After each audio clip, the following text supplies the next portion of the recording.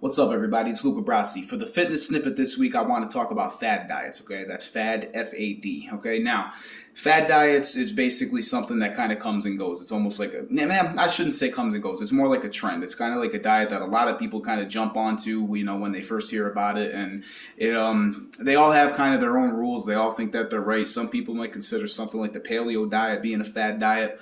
When I think of a fad diet, I think more along the lines of your South Beach Atkins type thing, okay? Now, they all have their own systems. They're great in some ways and horrible in other ways, okay? Problem is, okay, any diet that tells you to cut carbohydrates completely out of your diet, I say don't do unless you have a medical reason to not have carbs or whatever, but you always have to have some kind of carbohydrate in your diet.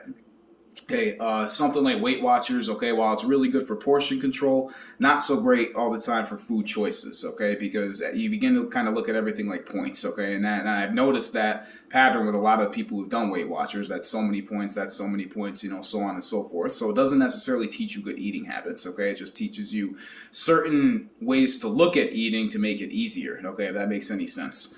Okay, now when you're putting a diet plan together, I always recommend if you really don't know what you're doing, consult a professional. Okay, don't look anything up online and don't jump onto one of these Atkins diets or anything like that. Consult a professional, whether it be a nutritionist, a dietitian, whatever the case may be. Trainers like myself, we can help you out, give you a lot of good guidance on things like that. So that's the way I always recommend going. Okay, don't jump on the bandwagon for fad diets. Okay, because while it might work great for one person, it may not work so great for somebody else. So you should always get the opinion of professionals. So that's it for this week, guys. I'll leave you with that, and I'll catch you all next week. It is Luca Brasi signing out. Peace and power.